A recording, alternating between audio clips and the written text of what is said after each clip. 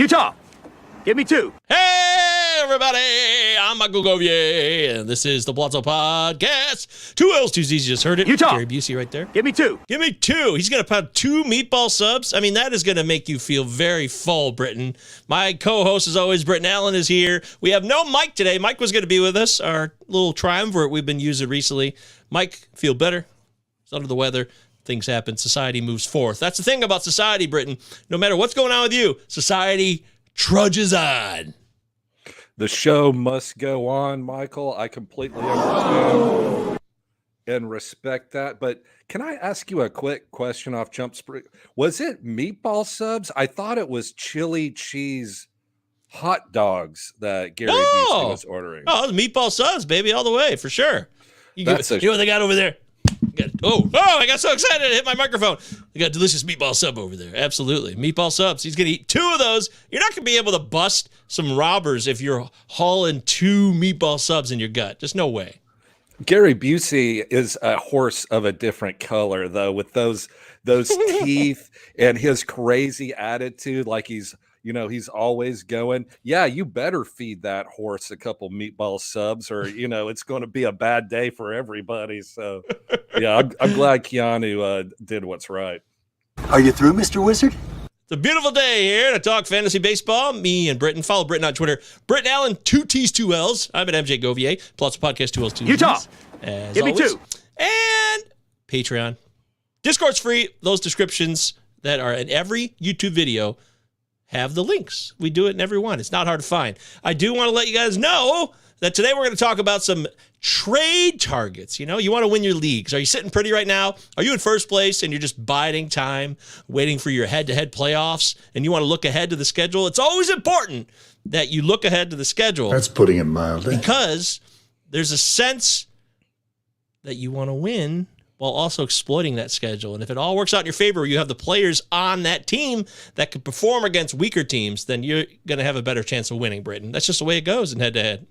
I love this topic today. It's my favorite topic we've had because this is the perfect time of year to discuss trade targets because I'm on both sides of this. Like, I want to target some people, some players that are elite, good players that are having bad starts. This happens to every major league player, no matter how good you are, no matter how whatever it happens. I remember a quick aside.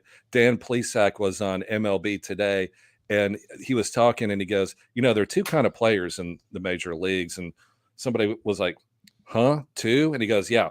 Players that have been humbled by this game and players that are about to be, and everybody gets humbled.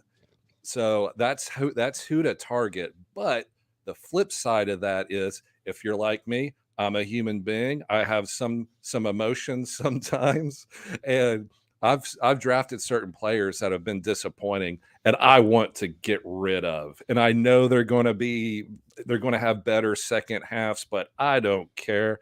I'm like, I'm going to ghost you. Like, we were together for a couple months, and it was nice, but this isn't the way I want it to go. And you're going to keep texting me, "Hey, Britton, I'm being platoon, but we're still friends." And I'm like, I'm not texting you back anymore. So it's time for you to. That hurts. It's time for you to go on another date with another manager because I'm out. So it's like it's the flip side of the same coin, really. Well, Jamie says, I hope it's guys like Nick Pratto, LOL. What? Nick Pratto? That's my guy. I love Nick Pratto. He batted. Why? What? Because he's awesome, and he's going to get first base plate appearances from here on out, from here until the end of the season. Nick Pratto, you got to go get Nick Pratto. He's awesome. Flawless victory. Okay. Nick Pratto is good for batting average. I'm a little concerned we haven't seen power, and I really thought he was a guy who would be an OBP reliable player who also cranked dongs, but we haven't seen that, and it makes me sad inside. But I know what you will see right now. It's time to get into leading off. That's right. Let's fire up the old bozo music. No, leading off's after business time. I don't know where I am, but we rarely What is this, a commercial? What is happening? Whoa, goddamn commercial. Son of a biscuit. You betrayed me. Let's try it again. Here we go. I'm going to skip the ad. That's not the song. These people are... dude, Britton, this is what happens when you do a show live. You have it all set up, and this is the song. There we go. Jeez. I had it set up, and I got it looped and everything. I was betrayed by YouTube. Mobile YouTube screwed me. I'm really upset about this. I don't know if I can let it go, but this music's good, so I'll say that. So. Oh, yeah! Britton on the business time. I want to make you aware of FTNFantasy.com, where you can read my article every Tuesday. Groove with Govier. This week I talked about historical perspectives on catchers. First-round catchers like Bo Naylor and Henry Davis. And what can we expect from them this year? What does the historical record tell us about the debuts of rookie catchers over recent memory? Guys like Tyler Stevenson, 2021, wasn't bad. He didn't hit for a lot of power, but he showed average, got on base. Yeah, okay, Britton's a little more open to that. How about Buster Posey? He had a pretty good debut season in 2010. There you go. Yeah, he likes that. Either way, whatever you prefer, find out the truth. FTNFantasy.com. Grooving with Govier. It's gone. The Fab Pod of Record, now available every Sunday night / Monday morning, Britton? Every Sunday night, or more likely Friday. I try to get it out on Friday as early as possible. Oh, yeah. It's a Sports Ethos podcast. It's called It's Gone. If you follow me on Twitter, I would appreciate it. I post it. It gets posted on the Twitter feed. And I just talk about some of my favorite players like Nick Prado, which is getting some heat, but Gavin Williams, who also kind of had a funky start, but we'll talk about him later. But thank you, Michael. Yes, please follow me to get It's Gone if you can. Next thing you know, we're in the bedroom. Chad says, God, it feels like Stevenson has been up for like 10 years. I know. I've been a part of every single one of those 10 years. I love Tyler Stevenson so damn much, and I can't let it go. I know. Anthony says, Fernando Tatis is an asshole whole team gets hit, but him. Well, I mean, hey, it's not your fault. It's not his fault. It is his fault. Also, we got the Patreon. Starts with $3. There's a 7-day free trial if you just want to give it a shot. I post every time a big call-up happens. I post something called the Hype Train, and I did one on Henry Davis and Bo Naylor. I did one on the arrival of Gavin Williams, of course, which we'll talk about momentarily. Every time somebody big shows up, I give it to you straight and right away so we can get ahead of the game and you can make decisions for your fantasy team. That's one bonus to the Patreon. And, of course, bonus episodes Monday and Friday. I do bonus episodes twice a week that you're not getting access to. So if you like this show, that enough for itself is a reason to get connected to the Patreon, folks. Wow, it really dude. Anything else? I think I covered everything I wanted to say here. Yeah, YouTube, subscribe, please. We're on the quest for 1,000. Yes, we're on the quest for 300. We were on the quest for 400. Now we're on the quest for 1,000. If we get to 1,000, we can unlock a future that was unknown to mankind until recently, and we really want to get there. It's a long way to go. We got to double our size, basically, and it took over 3 years just to get to 500. But maybe the next 500 would be a little quicker. It's like, didn't what's his face, Britton? George Costanza said, the first million is always the hardest to make. Absolutely, the first million is the hardest to make. But I always wonder, I think most people listen to podcasts, when they go running or exercising. I don't do that personally, but a lot of people do that make correct life choices. But do a lot of people, watch YouTube, podcasts? I don't know what they do. You're just old. You're just totally out of the loop and old. I'm so old. Yeah. You're not so old, but you're old enough where your generation takes in some YouTube, I would say maybe on a 35% clip, but all the other generations below that in a younger audience, they love that YouTube. I love YouTube. I watch YouTube a lot. I do. For podcasts, well, I make podcasts, so the last thing I want to do, though, is like watch more. I got to get away from it all. So that's different for me. You want to watch Tony Soprano clips, isn't that what most people do? Or Breaking Bad or something like that. Oh, of course. Yeah, I love watching clips from movies that I love that scene. Let's go watch that scene. Jamie says, I recommend It's Gone podcast. I enjoyed it. There you go. Thank you so much, Jamie. I appreciate you. Hell yeah. That's really nice. Shout out to Jamie. kind. Check out Out of Rhythm Sports at Jamie's home base there. Check them out. Subscribe to Out of Rhythm Sports, please. No, it's true what they say. The first million is the hardest one. It's true. See, Costanza did say that. I knew it. And I think that's all the other business I wanted to get to. We can move on from there. Thank you very much. All right. Well, we're making good time here. We're getting into leading off right now, and it's only like 10 minutes into the show. Cool. Here we go. I haven't been rambling at all. Of course not.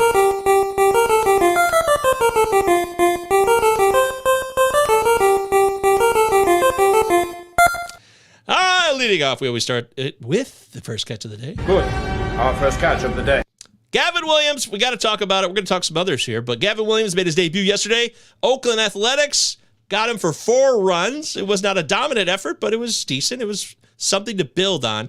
Britton Allan, Gavin Williams of Cleveland. I posted, and I talked about this on the last show, and I've talked about it on Twitter, that I tried to move Eury Perez in my home league, 14-team, 5x5, head-to-head cats on Yahoo. Yahoo, ride or die. Never give up on Yahoo. Shout out Yahoo, because that's where everybody learns to play the game known as fantasy baseball. But Eury Perez for Gavin Williams. I was rejected. I got stuck with Eury Perez in his excellent start Tuesday.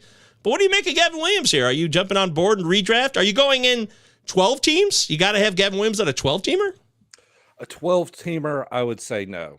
I don't think so. I do love Gavin Williams, but he's a rookie pitcher. He is going to have trouble like this. And I watched him play, and the command was shaky, and I think that maybe it's a little generous. But his fastball velo was there. He was sitting 95. He's got the stuff. So we'll see if, he settles down, gets more comfortable with the catcher. It was his first big league start. So he's 23 years old. I think the future is bright for him, but in like a 12-team redraft league, I don't think so. But anything bigger than that, I really like him. And one thing I will say about it, they let him go almost 6 innings, 5.2. That says a lot. Like, he got into trouble in the 3rd inning. They didn't yank him. They didn't. They let him play, and he got through it. And I think that's huge for a young pitcher. Like, you remember Mitch Keller, like, he didn't come out gangbusters. There a lot of highly touted pitchers go through this, and I think genius. And I think it says a lot that he got into trouble. Can you imagine?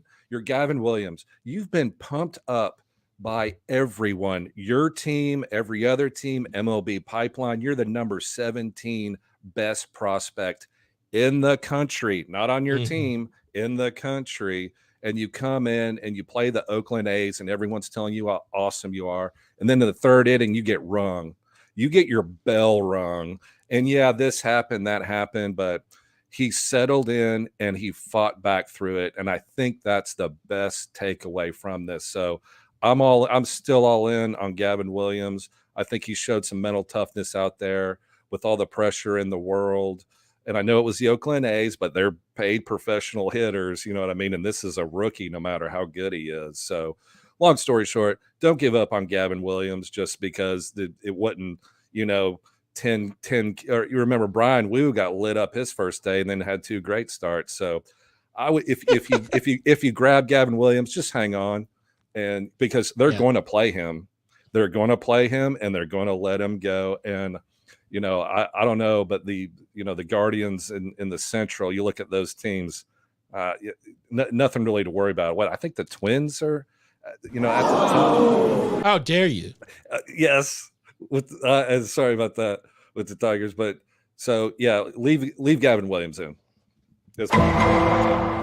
Locked in, rock solid.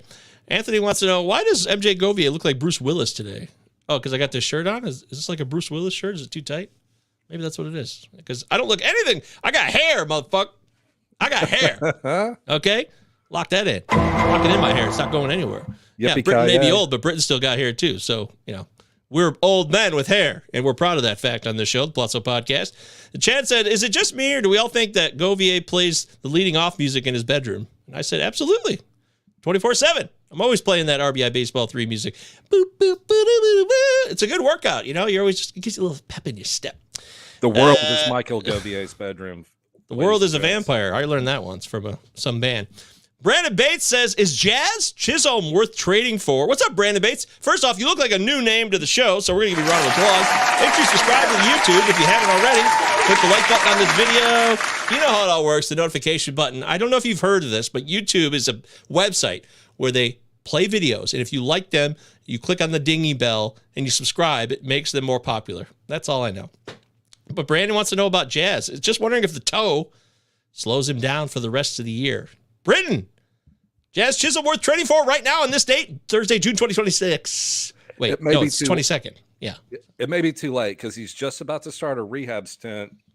So, yeah, if you can go, you know, if he's somehow on your waiver wire because, you know, he got injured and somebody cut him, he is a true, you know, home run, stolen base threat. So I would love to go grab Jazz Chisholm. He was, you know, like a third round pick in most leagues, and he's coming back.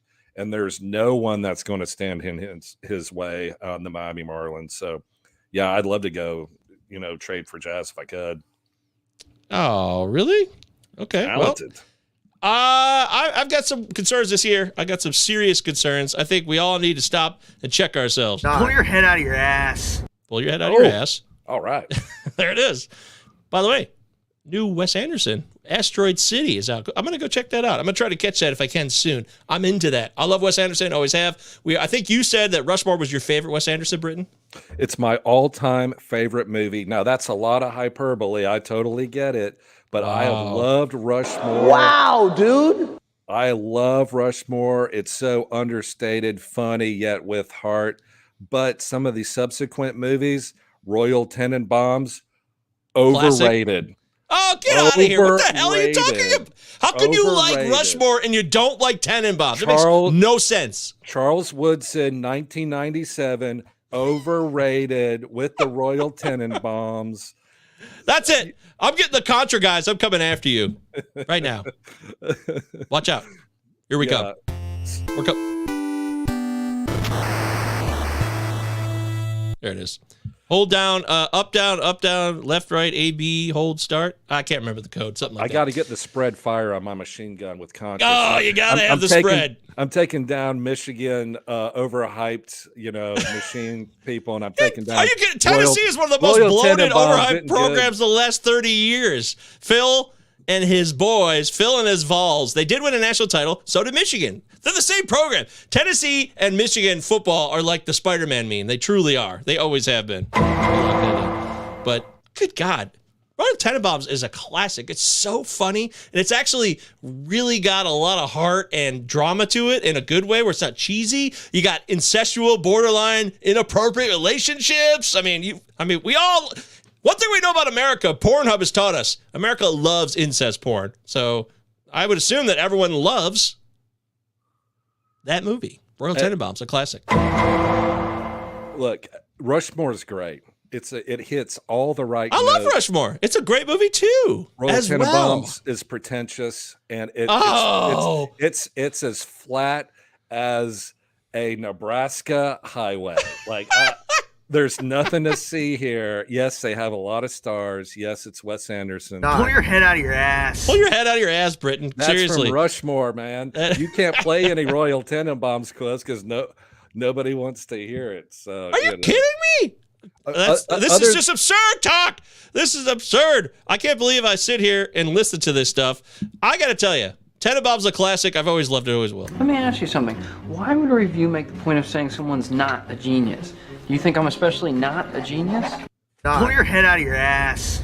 All right. I'm just going to start playing that button the whole rest of the show.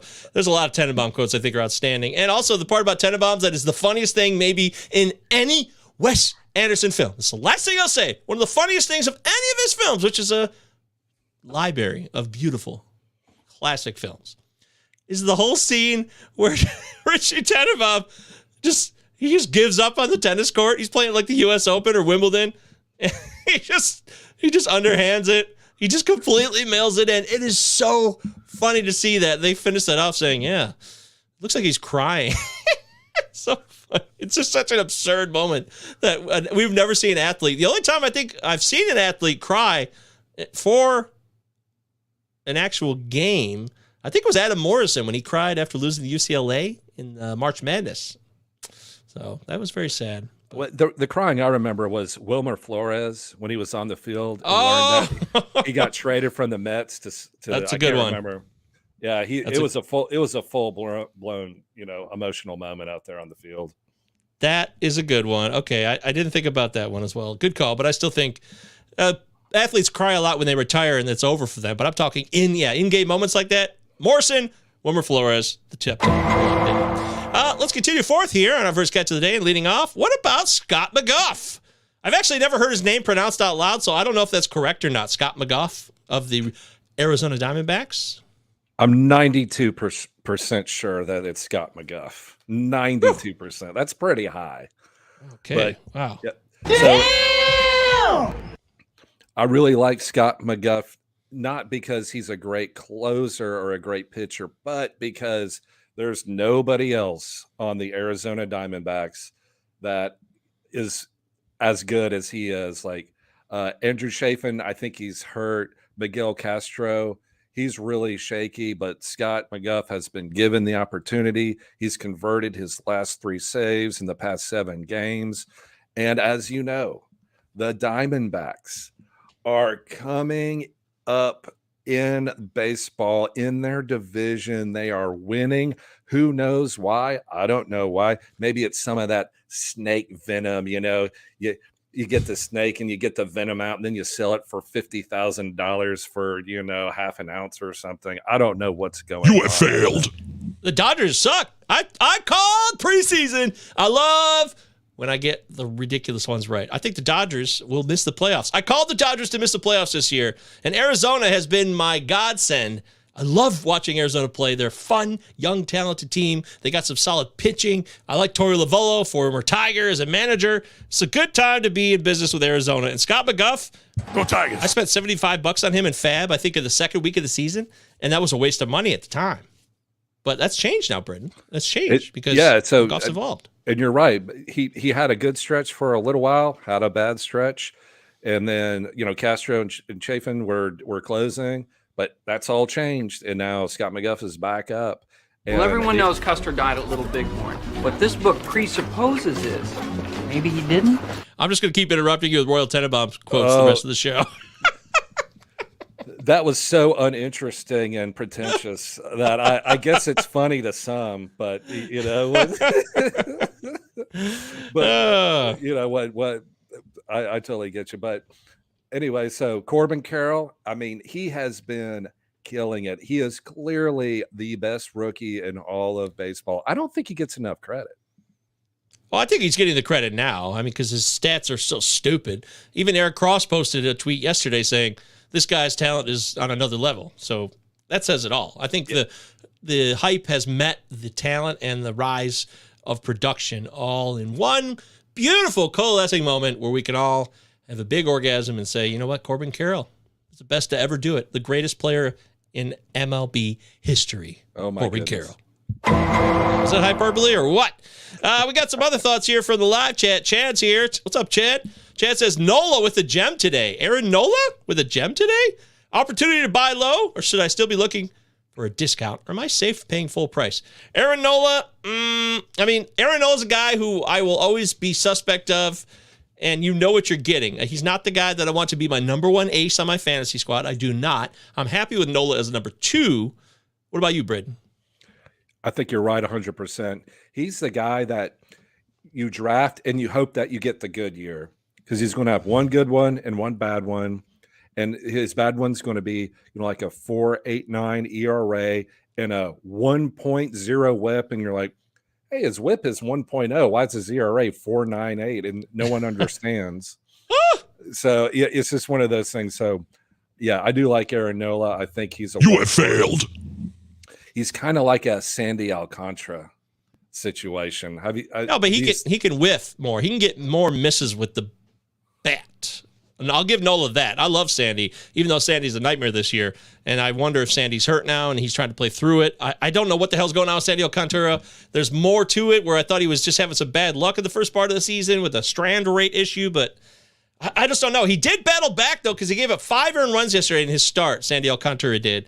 And then he ended up going 7 innings and only gave up 6 runs total, I think. So Sandy Alcantara is not Aaron Nola in that respect, though. Aaron Nola, look at this. I mean, Aaron Nola, he can miss bats with the best of them. The problem is that he gives up too many fly balls, it seems like, and those turn into home runs, which is a problem. And I don't know. Actually, look at this information in front of us, Britton. Maybe Chad is onto something here. I mean, he's got a 110 whip, which would belie his 4.66 ERA. It should be much lower than that based on that normally. And his walks aren't bad. Yeah, I think maybe Aaron Nola is a good buy right now. I think he's a great buy right now. I'm an Aaron Nola fan. It's just one of those things. Like when you look at it, it's always his ERA is way too high than it should be, and no one knows why. A lot of it, I think, is the Citizens Bank Park. But look at the 2021 year. And he had a 4 defense. points. Okay, yeah, we've seen Kyle Schwarber play defense, which is just hilariously awful. Yeah, he's really Kyle Schwarber in the outfield. You have failed. You've totally failed. That's putting it mildly. That is putting it mildly. But in 2021, you see Nola pitched 180 innings here, and he still had a 4.63 ERA. He had a 3.37 FIP, though. So that does tell you more about defense. Remember, FIP, fielding independent pitching, it does matter in that respect. But this year, his FIP is up to 4.17 with the 4.66 ERA. So that, it looks like he got really unlucky in 2021. Maybe he's just not, he's not as unlucky this year, Britton. But I don't know. I think I'd rather look elsewhere, but I will slightly recommend that Aaron Nola is probably worth adding as long as you don't have to give up certain players. I need to know who you're giving up and why you're giving up and how it looks come later in the season. That's a great point to bring up, though, as like a trade target. And these are the play. Like you want to take a stand one way or the other, and if you have Aaron Nola, you drafted him in the 3rd, 4th round of a 15-teamer or whatever. You're not just going to give them away because you want something in return, but maybe you have other needs. So we'll see. But that's a great. I'm glad in the chat they brought that up because that is the exact type of player that on the surface you look at it, you're like, God, a 4-something ERA, but you look at it like this is a good picture. He's just been unlucky. Unlucky. Timothy's here. What's up, Tim? Tim Michael, one of our old staples. He's been around for a long time. I love when Tim pops in because it's random. We don't always see him. But when he pops in, the show is better for it. Thank you, Tim. Just bought low on Vladdy. Not sure how I feel about it. Really need his power to resurge. I moved Josh Young, it looks like, Bobby Miller, and Braxton Garrett for Vlad and Logan Gilbert in a keeper league. How do we rate this trade, Britton? It looks like Young, Miller, and Braxton for Vlad and Logan Gilbert. I think that's really even. I think that's a good trade based on who do you believe in. I lean the Vlad Gilbert side because I'm a huge Logan Gilbert fan, but I also see Bobby Miller, especially in a keeper league. I mean, the future is Josh Young too. Yeah, Josh Young could be a huge third baseman. And he's having a great year. And I also like the fact that his last name starts with a J, but you don't pronounce it as a J. You pronounce it as a Y. And I think that's important. Soft J. Yogging. Yeah. Like Carl Jung, who developed, dream analysis back in the 1600s. They're probably it was not the 1600s. Get out of or here. 1800s. Yeah, 18. He was in he lived in the 1900s. Did he? Yes. That's amazing. That is amazing because you had him pegged for 16.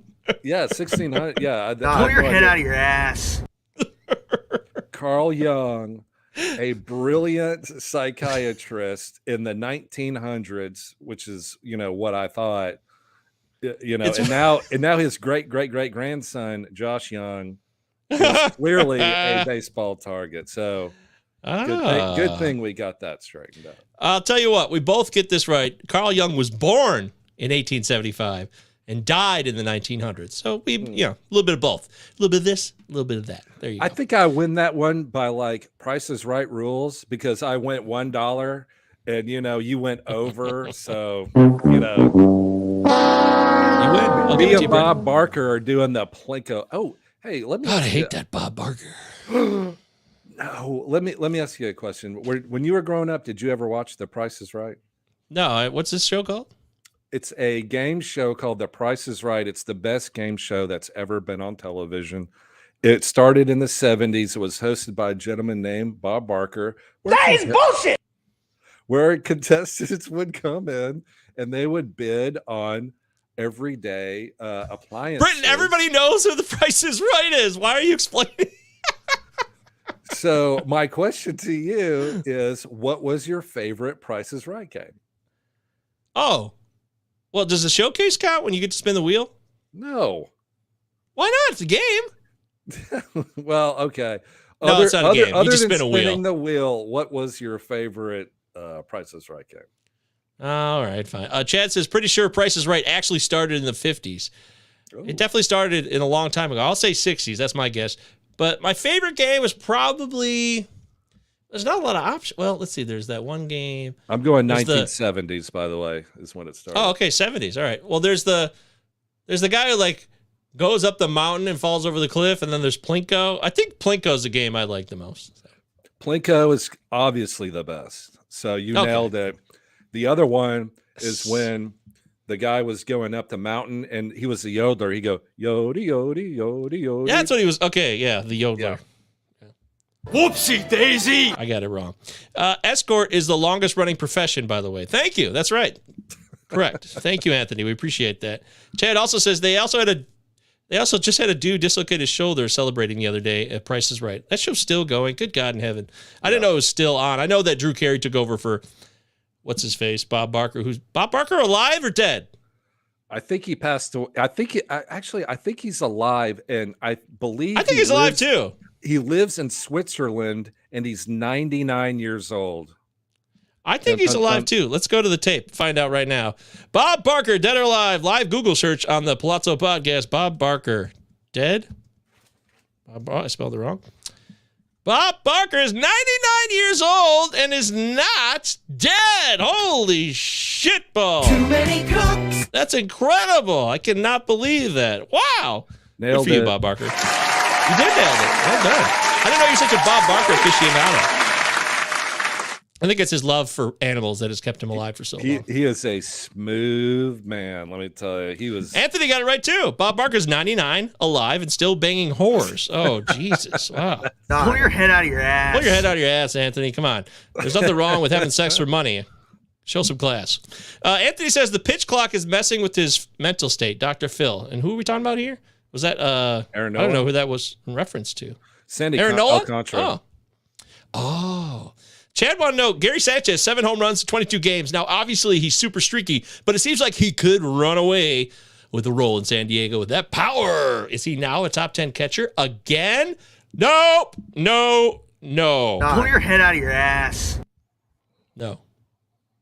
See, we both agree. Britton doesn't have to say anything verbally. If you're watching the show, you know how he feels. That's the bonus you get by watching the YouTube version. See? Verbal cues and body language cues. Gary Sanchez is having a hot streak, and I respect that, but this isn't going to last. It never lasts. So I wouldn't buy into the hot streak. Michael, I don't know if you're into financial things, but like economics. Do I have a choice? No. But I don't think I do. I live in America. Right. So one thing they tell you is you don't want to, sell high or buy low. You want to buy low, and sell high, not buy high, sell low. And I know this well because my wife and I tried to sell our first house in 2008 when the mortgage crisis and the banking thing blew up. So we tried to sell at the worst possible time in recent American history. That's apparently not what you want to do. That's not how we do things here in America. We don't wait for seconds. Never! Thank you, Larry. Yeah, so you don't want to buy high on Gary Sanchez. Like, you've already missed out. Like the 0% down mortgage loans, like they've already gone. They've already been processed. It's over. Just let Gary Sanchez go to those young poor buyers that don't know any better, and let them buy high on that. So do your Queen Elizabeth wave and turn your hand from side to side. Wave goodbye. Gary Sanchez will probably hit more home runs, and that could be useful this season. But I think there's a lot more catcher options that are actually viable than there's been in recent memory. It's kind of exciting. Even guys like, Jonah Heim is a guy who he kind of cooled off a bit, if I can say that, from his start of his year. But, I mean, the guy still came alive again. He showed more power again, and over the last week he's had 3 dongs. So the difference between a Jonah Heim streak and a Gary Sanchez streak is that Jonah Heim can hit for a better average. So in Roto, I want Jonah Heim all day. Not that you're really debating Heim versus Gary Sanchez, but I just want to give you an example of somebody, when they go cold, they offer you nothing. And that's what Gary Sanchez does, Britton. He offers you nothing when he goes cold. And it's absolutely going to happen. Absolutely. It's not even up for debate. That's putting it mildly. That is putting it mildly. And then finally here, we got to move forward because I want to talk about the trade targets. That's the real focus here. Colorado, 9-game home stretch here, as you so eloquently put in our document today. So you want to grab Brenton Doyle and Randall Grichuk? Are you crazy? What about Ezekiel Tovar? He's back for paternity leave. You want all these guys right now like they're readily available? They are readily available. Coors. Coors, June. It's getting warm and beautiful, sunny Denver, Colorado. It's a 9-game home stretch. All right. The over-unders are going to be 11, 11 and a half, 12, maybe 12 and a half. I don't know, but people are going to be scoring. They're going to be runners on base. Those curve balls, those breaking pitches are going to be hanging. They're going to be hit out. Brenton Doyle plays every day in center field. Randall Grichuk does not play every day, but he's pretty close. And lately, he has been playing against lefties and righties. So if they are on the waiver wire, please go look at it and look at the worst person on your bench who has a tough stretch coming up or is being platooned or something like that. Because a 9-game stretch at the Rockies doesn't come along. It's like Crash Davis. Don't mess with the streak, Annie. It's whether you're getting laid or not getting laid or doing your socks or not doing your socks. You don't mess with it. And you're about to get 9 games of everyday at-bats at Coors Field in beautiful Denver, Colorado. Go snatch that up before somebody else does. This guy's a first ball fastball hitter. He's looking for heat. Oh, yeah? So what? He ain't seen my heat. There it is. Good reference. Excellent reference there. Bull Durham. Still underrated. That's movie's 35 years old. I'd say 88. It's a 35 anniversary. It is. 35th year. Yeah, 1988. That's right.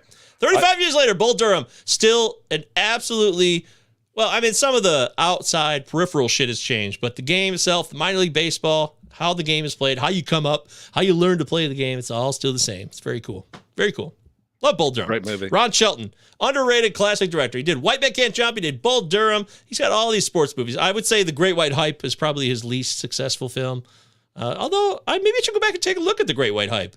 That was a weird movie. Peter Berg and Samuel Jackson playing, and there was like somebody doing a Don King impersonation. Essentially, it was an interesting film. I will say that. Wow, dude! Right. What about? I met Tim Robbins, Don obviously King? Nuke Lelouch. I met the actor that played his father in that movie after Nuke lost the game and was coming back to Annie's before he got called up.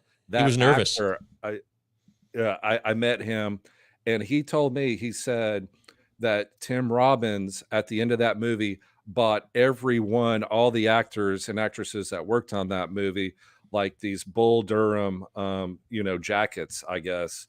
And he said that he was the nicest guy ever. So shout out to Bull Durham and Tim Robbins. Hell yeah, that's awesome. Chad wants to mention that Coors has its lowest stat lines for park metrics in the last 15 years because of how bad the Rockies' offense has been. Coors. That's interesting. This is part of, Anthony says, Doyle rules. That's right. Doyle rules, not old Doyle, just Doyle. And there's a sense, Pinky in the Brain. That's right, Anthony. We need to add Pinky in the Brain references to this show. We were talking about that in the Discord the other day. And the Great White Hype, is that your porn of taste, Govier? Yes, clearly. I prefer, you know what I prefer? My wife. That's right. I love my wife. Oh, my gosh. Yes, that's the porn I prefer. How about that? Just kidding. No, I'm not kidding about that. I hit the wrong button. I wanted to lock it in. There you go. Lock that shit in, Anthony. That's right. You porn people, you need help. You got to get back to reality. Connect with real human beings. Talk to them. Embrace them. Learn to love one another. Learn the art of the language of dance and sex and love and romance. It's a sexy night here on the Pallazzo Podcast. 2 L's and 2 Z's. Give me 2. Oh, yeah. You feel that, Britton? I've never seen or heard this side of Mikey Govier before. And I'm not sure how I feel about it, but I feel something. Pull your head out of your ass. Return to the Mac. We're going to skip Return to the Mac because I want to get to the trade targets. But real quick, Cedric Mullins starting a rehab at AAA. Chaz Chisholm's already been starting that rehab stint. Jazz Chisholm. Chisholm is a tough word for me. Jazz Chisholm. Starting up the rehab stint soon. Kenta Maeda is going to take on my Bozo Tigers this weekend, which is way overdue, Britton. I've been waiting for Kenta Maeda to come back for like 3 weeks, but he kept doing more rehab starts, and they kept giving Louis Varland a chance for the Twins, and Louis Varland got rocked his last 3 starts. He's out of here. He's toast. But that's what matters to me, is who you guys need to focus on. But I want to get into these trade targets because that's the whole point of the show, and Britton did some real good homework, and I tried to do my best as well. Britton, trade targets are something that could be, finicky. You don't know how a player is going to continually thrive, or if a player is really struggling that you think is going to turn it around. Sometimes it doesn't happen, but more often than not, for me, in my experience, Britton, players that are struggling, who I know have shown a history of offering up some type of production, they will get back to that level. I believe that because I've seen it. You're right. It's the hardest thing to do in the world is trade a good player that's had a hot start for a player that's had a slow start. It makes no sense. That's not how we operate as people. You just think, well, I'm just going to ride out this hot streak because I'm 3rd or 4th in my league, and it makes no sense for me to trade a player on a hot streak for a player on a cold streak. But it really does, because it's going to happen. The scales are going to balance each other out one way or the other. And so I always try to look at, and it's the hardest thing in the world to do as a fantasy baseball player. And let's be honest, nothing we do is that hard. Come on, it's fantasy baseball. It's not like we're out changing the world or anything, but for purposes of this conversation, so there are a couple players that I really like that have had slow starts. This is a friend of mine. Right, that have kind of a slow start, but if you look at the underlying metrics, they are in line from what they were last year. So the first one I want to talk about is the Angels, Taylor Ward, and a lot of people are tired of Taylor Ward, like hearing about it, talking about it, and should it be him or Anthony Santander last year? But I like Taylor Ward, and I looked at him this year. His metrics are all in the red, just like they were last year. So nothing's changed. He is still hitting the ball hard. He is still, the only thing that I think is kind of holding him back a little bit, but there's been no injury history, is Mickey Moniak has made a little bit of a resurgence. But when you look at the Mickey Moniak. That's putting it mildly. Mickey Moniak has been playing a lot more right field than left field, and Hunter Renfroe has been in right field, who's starting to get platoon. So I like Taylor Ward for batting leadoff for the Angels. They move him around a little bit, but if you look like in the past 6 games, he's hit leadoff 3 times. In the past 6 games, he got spelled once. And so, this isn't like a blockbuster or anything, but The Angels are a good team. They're in contention. They have Ohtani, Trout. Brandon Drury is starting to come on a little bit. So I think, if somebody is tired of Taylor Ward, try to go out and grab him, because he did this last year where he went on a couple heaters and he's kind of simmering, like some delicious bacon grease, just simmering under the bacon, and he's ready to start popping. So if you can, I like Taylor Ward in the second half. He's gotten better. There's no doubt about it. I never gave up on him in the leagues I had him. I never dropped him. But again, these were probably 14 teamers and deeper. There's no 12 teamers. Plus, the one where I have him the most, I was most patient with, was with a 15-team league. And I was like, you know what? I brought Leody Taveras in. I've added Ezekiel Duran.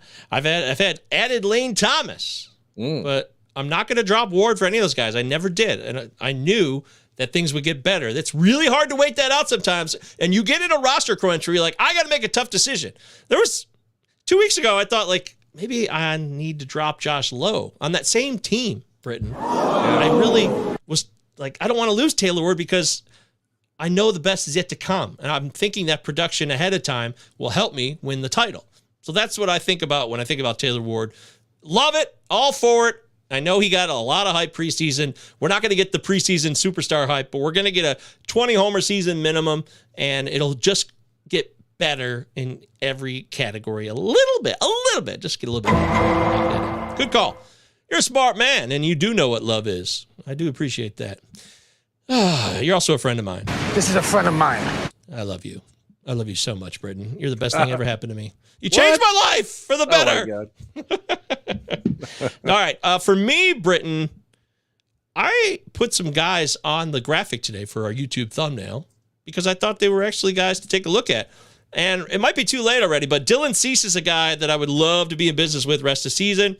Another angle, kind of like Taylor Ward in a way, right? Where struggled, hasn't been the best version of himself, but he's been starting to put it together, and we know he's talented. There was a reason he was a highly, highly, highly valued draft pick in preseason. Dylan Cease has everything you'd want. He can strike people out. He can get you wins. He can go deep into games. He can get you quality starts. He can do everything you need a starter to do that you want to rely on. And unlike Aaron Nola, I think Dylan Cease can be my number one. Yeah, I think that's a key difference for me, Britton. Agree 100%. Dylan Cease is a legit good pitcher. He's kind of like a Spencer Strider type situation where these are strikeout guys. They're going to be ups and downs. Now, the White Sox kind of been struggling as a team lately, but it's the whole division trash. But exactly, that's a great point because Dylan Cease is going to face some not very good teams. I mean, it's going to be one of those deals where he's going to have great games. He's going to have, every pitcher does this. He's going to have great games. He's going to have bad games. Those games in the middle are the one that tilt it one way or the other. And, he's got this stuff where it's going to tilt it in his favor. So I'm with you. I really like Dylan Cease. And it was one of those deals too, like in the offseason, he had a great season, but people were like, oh, the walk rate, no, this and that. And they kind of dinged him a little bit. So he's kind of like volatile in people's opinion. But, yeah, I think he's kind of undervalued. So I like Dylan Cease a lot. Look at his last two games, his game log. Recency bias, all right, now. Cue the recency bias music if we have any. I don't know if we do have any. Texas, 101 pitches. 9 Ks. That's Texas. That's a really good offense. And the Dodgers, before that, on the road, 102 pitches, 10 Ks. Rock solid. The 3 walks in that outing, but I think the walks will remain 2 to 3 per outing, but no worse than that. And I expect the double-digit strikeout games to continue. He's got 100 Ks in 85 innings. That, to me, is borderline ace stuff when you look at least the K rate. The problem has been too many walks and, other things that are frustrating. Nothing in this world is consistent. perfect, but that was pretty close against 2 super talented teams. Yes, I love it. Snatch up Dylan Cease. I forgot about this. I was just thinking about aces, the best ace pitchers around. Dylan Cease, not Aaron Nola. Is this Meatloaf? ace. It is, sort I'd of. sacrifice my first 5 picks. Except it's me. Yeah. I would do anything for an ace. I'd even draft Plesac in round 2. Wow, this is dated. Please second round 2. Wow. But I'll never forget the way I felt when I drafted Mike Soroka in 2020. Yeah. Wow. I would do anything for an ace, but I won't do that. There we go. Yeah. Won't do that. That's it. No, I won't do Let it that. fade down. I haven't heard that one in a while. Yeah, that's Love old it. school. Give me another player. Give me a trade target that you want us to know about, and we should acquire. Sandy Alcantara from the Miami Marlins. Even after yesterday? He's hit rock bottom. This is the perfect time to go trade for Sandy Alcantara, is because it couldn't possibly get worse. He's a Cy Young Award winner. And I know that was last year. That's not this year, but things haven't worked out this year.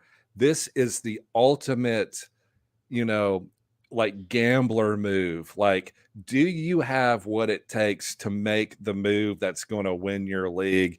And yeah, you look at it and you're like, you look at Sandy's numbers, like this has been terrible and it's actually getting worse.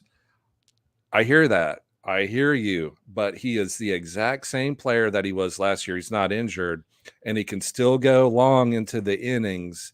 And I always defer to people more well, in tune than me. Craig Mish. Do you know Craig Mish from the Sure. the Miami Marlins. Marlins beat reporter? And I know that he is a big Sandy fan, and that may color his reporting a little bit, but at the end of the day, he knows Sandy Alcantara a lot better than I ever will, and said he wrote, Sandy's going to have a great second half. Book it. I've got all the receipts, and so we'll see.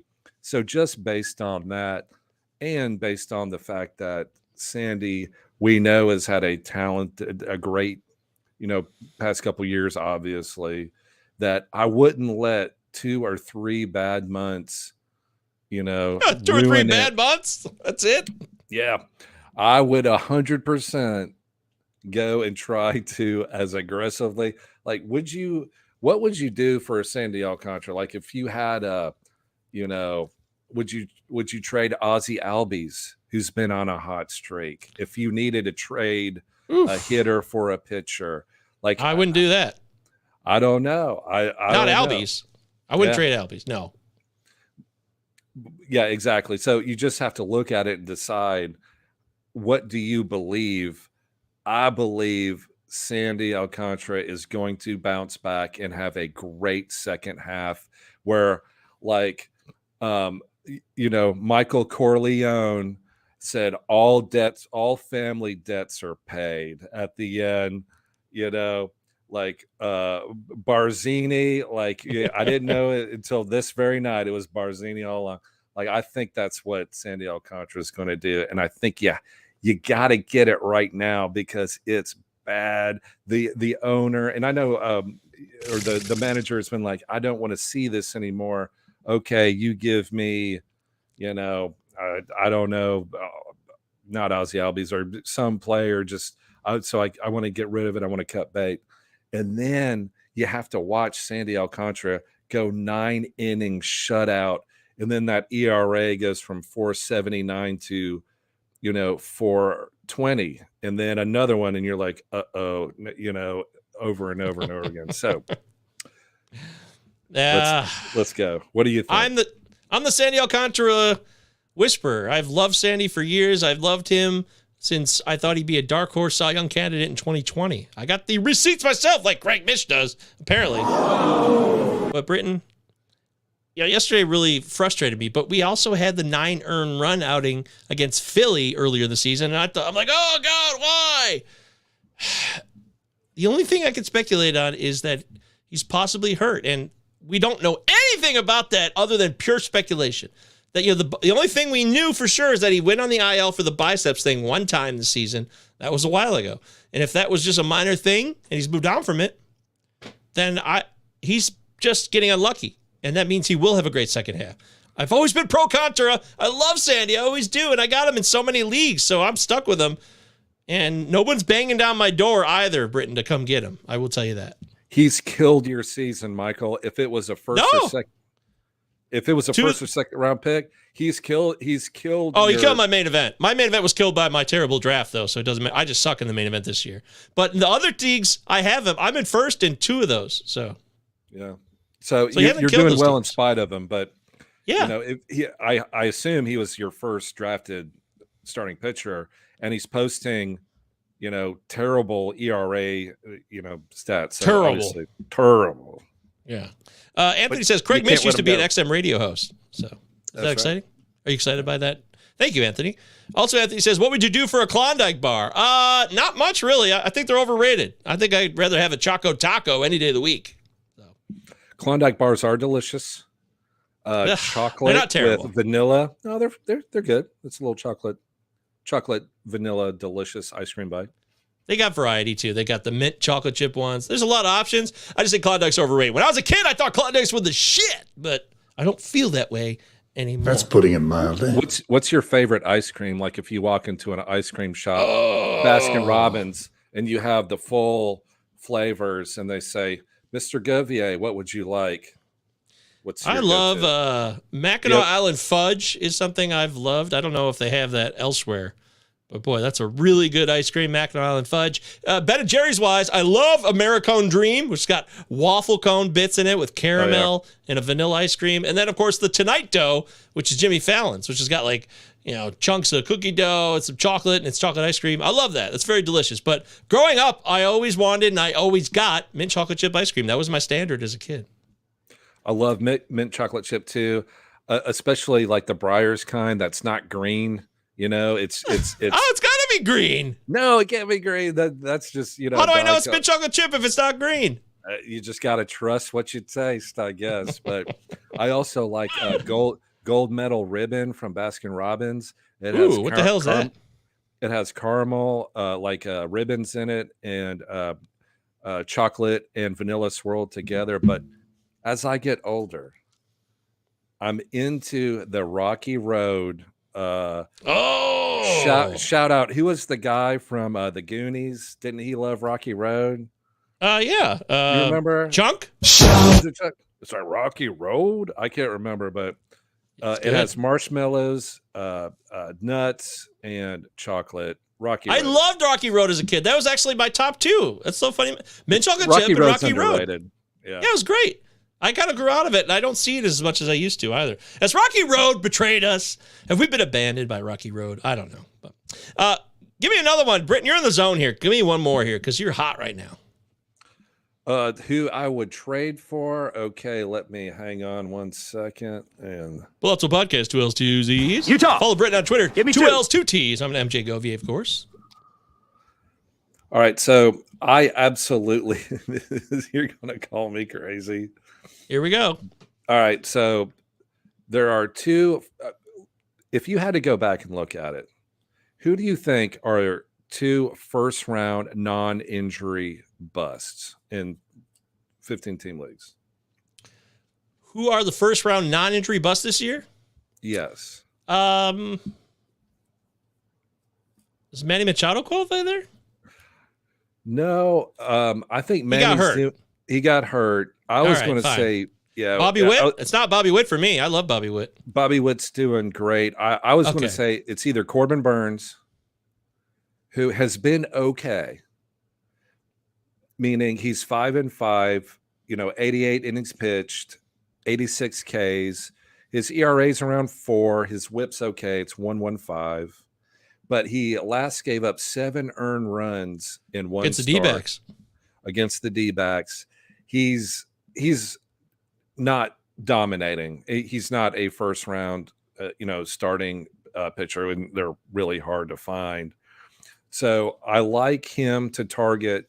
I also like, and I know we talked about him earlier, but what do you think about Vladimir Guerrero Jr.? His numbers are pedestrian. 9 home runs. He's got 3 stolen bases, which he had a good amount of stolen bases last year, but you don't think that's going to stick. Nope. But he had 42 RBIs. That's good. So when I looked at it, I looked at first-round draft picks that are disappointing, that have disappointing starts, not catastrophes, but disappointing to where, you drafted them. Like Julio Rodriguez comes to mind, players like that. But I don't think anyone's going to give up on Julio Rodriguez anytime soon. But why would they give up on Vlad, though? Same logic applies, doesn't it? That's a great point. But I think that when you drafted Vladimir Guerrero, you weren't counting on the stolen bases. But Julio Rodriguez, you were, right? But Vlad, you were counting on huge home run power, and it's not there. You need at least 40 home runs from Vlad, plus great every other counting stats to make that first, into the 15-team round. He hasn't hit a home run since June 4th. June 4th. Oh, man. That's what I'm saying. Like, Christian Walker Rowdy Tellez has 12 home runs. And I know we're nitpicking here, but Vlad has not been Vlad, but he's not injured and he has 42 RBI. That's great. That's good. So his hard hit rate's there. It's still there too. It's not bad. It's not elite, but it's solid. So I think Vlad is somebody to go after and see what happens. Yeah, I think you're right. Maybe you're right about this. Because I turned down Vladimir Guerrero Jr. in a trade offer from shout out to Seth the Sportsman on Twitter. Seth, he's a good dude. Follow him on Twitter. There it is. And we're in a league together, a dynasty league, and he was trying to get me to take Vladimir Guerrero Jr. And I just wasn't having it because I thought, wow, he just looks really kind of blah, and the numbers don't look great. But that's not the point. You don't just look at the surface numbers like you just described. There's much more for him to offer, and he's shown a track record of being one of the better hitters in baseball. And outside of steals, he can give you everything. So he should be better. So maybe I'm an idiot for not getting involved in this trade. He wanted Bobby Witt for me. So I would ask you, in a dynasty keeper league, would you rather have Bobby Witt or Vlad? I would rather have Bobby Witt because of the stolen bases. Vlad, it was an outlier last year with his stolen bases. It was like remember Kyle Schwarber too had like 10 stolen bases last year. Like, I don't think that's happening again.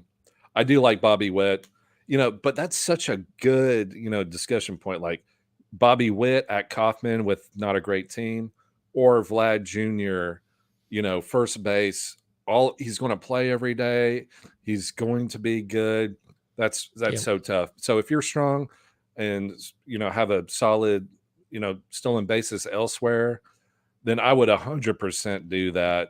I have Pete Alonso on that team too, so I don't want Vlad if I've got Pete Alonso.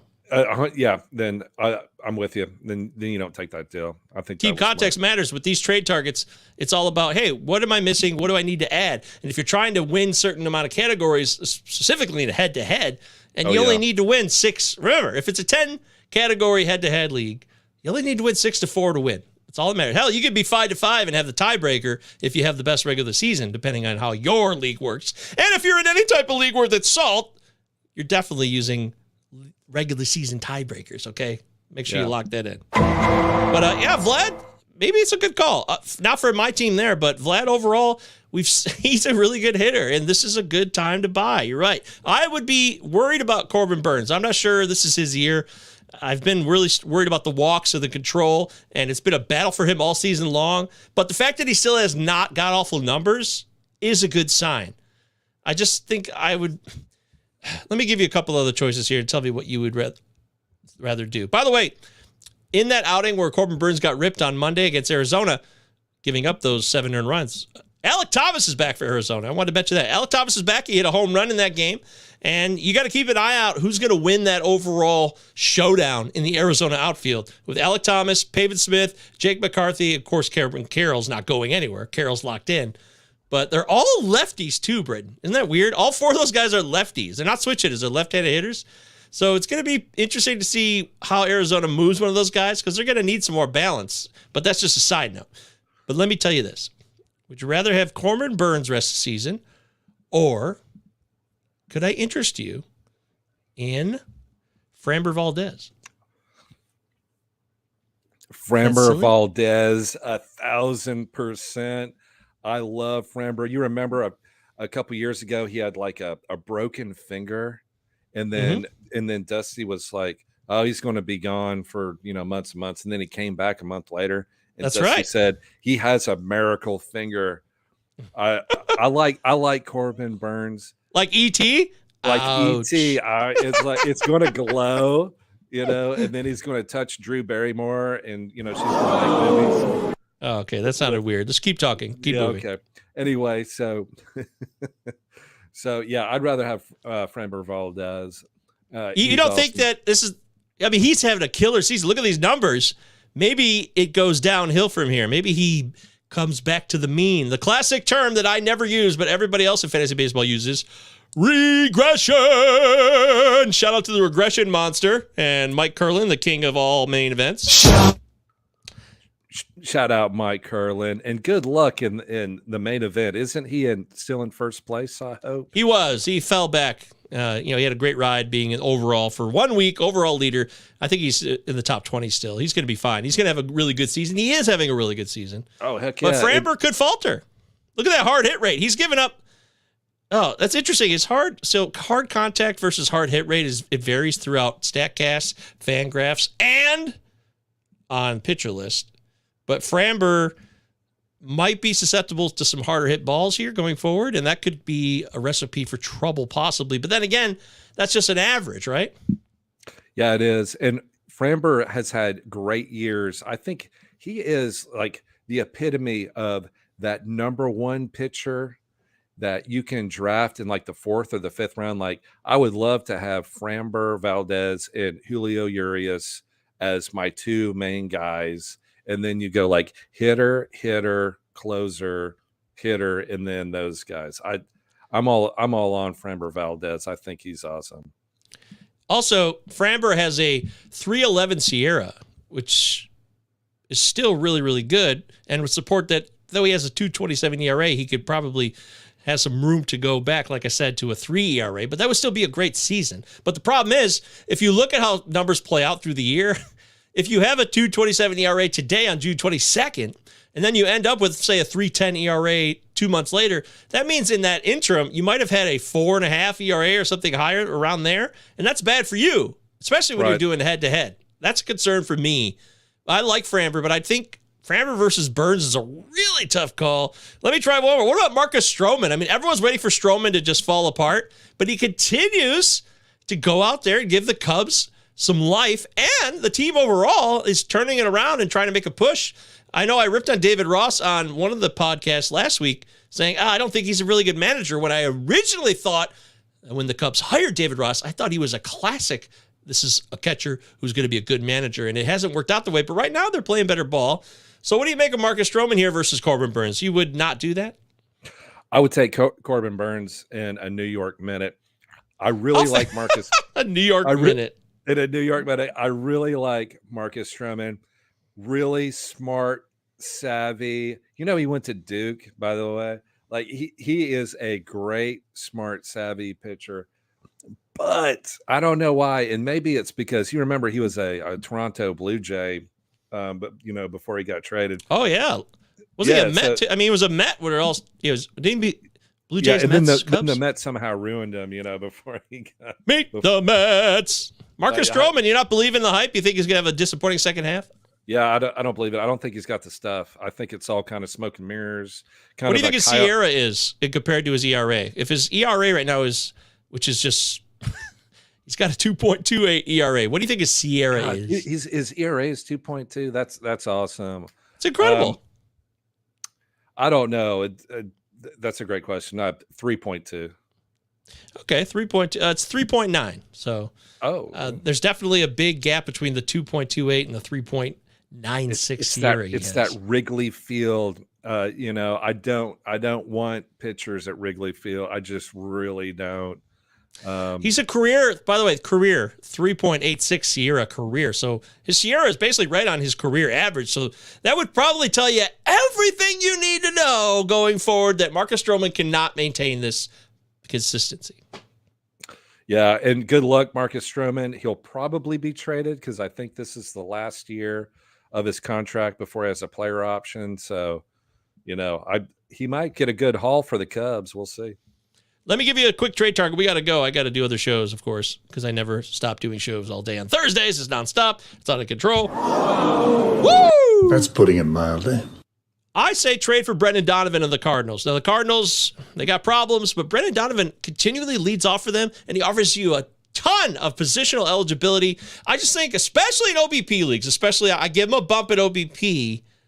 But for me, Brendan Donovan's a guy you want to have on your roster come playoff time because he can provide you with more ability to adjust your roster and have flexibility. I think it's a cheap ad that really shouldn't cost you anything. You might even be on your waiver wire right now. I really like Brendan Donovan a lot too. And I like all those Cardinals to have a bounce back. We talked, or at least I talked about Jordan Hicks. Like they're going to turn it around, and Brendan Donovan, if he's like hitting leadoff, he's going to be valuable. So yeah, I think that's a great call. See, it's a great call, folks. I know he's only 54% rostered on Yahoo, so that means he's available in a lot of Yahoo leagues still. And I know football's here because it's late June, so the party's over for baseball. It's going to be easier to add guys like that for nothing. But as a trade target, Brendan Donovan in deeper 14 to 15 team, 20 team leagues, you should be able to offer not much to get him, in my opinion. I think, though, Sandy Alcantara is like the biggest hit or miss. Like, if you believe in Sandy, now's the time when he's hit rock bottom to go offer whatever you need to offer and go grab him. But if you don't, then obviously you lay off. But, Sandy Alcantara is one of those players that can literally make it or break it. It's just kind of whatever you believe. Well, I'm going to ride with him all season. I don't think I'm going to trade him. I haven't even thought about trading him because I just believe in him so much in terms of his mental fortitude. Yeah, his talent and his mental acuity and his fortitude to really persevere. He was a highly marketed and highly touted prospect, too, with the Cardinals. I mean, before he was ever sent to the Marlins. So I'm a fan of him, always will be. Trea Turner was mentioned by Jamie here. Trea Turner, it's almost the end of June. He still has only 7 home runs. He's got 12 steals. He's hitting .244. I would absolutely, 1,000%, I would add Trea Turner. I would trade for Trea Turner for sure. I would give up plenty of players to do so. I would give up, let me give you an example, Britton. No, I wouldn't do that. I wouldn't do that either. Oh, this is getting harder than I thought it would. Jorge Soler. I would trade Jorge Soler and Bobby Miller for Trea Turner. I would. That's a trade I would do, for example.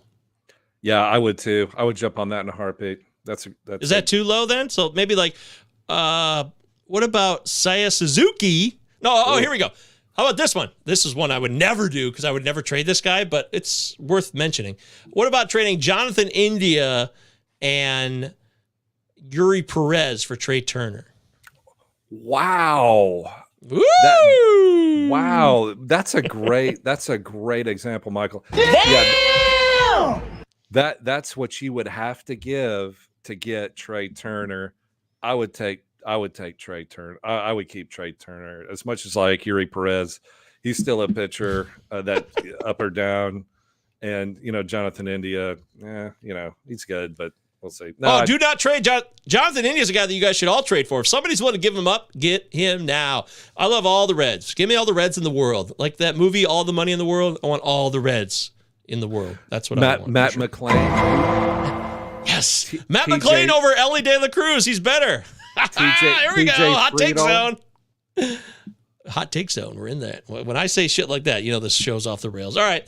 I got to go. I've loved talking baseball with my main man, Britton. Me and Britton, we do it here every week. We'll try to do Thursdays. We're talking Thursdays a good day for us. So we'll try to just do a total blowout after the prospect show. And hopefully we'll have Mike back next week. Mike's got his own channel in the Discord. So in the meantime, he can't be here in person. You can talk to him in the Discord. Follow Britton on Twitter.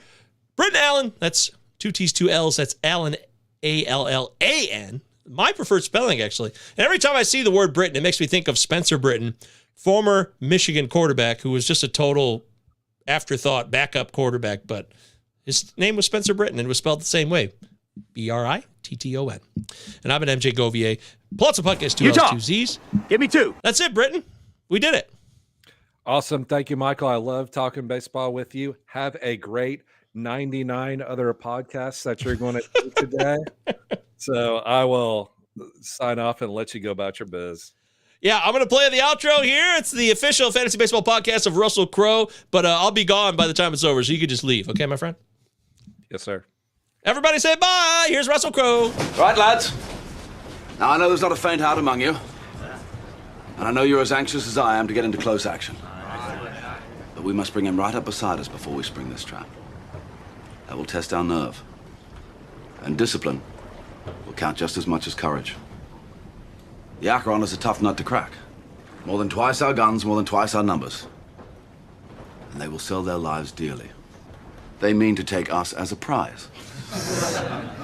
And we are worth more to them undamaged. Their greed will be their downfall. England is under threat of invasion. And though we be on the far side of the world, this ship is our home. This ship is England. So it's every hand to his rope or gun, quick's the word and sharp's the action. After all, surprise is on our side.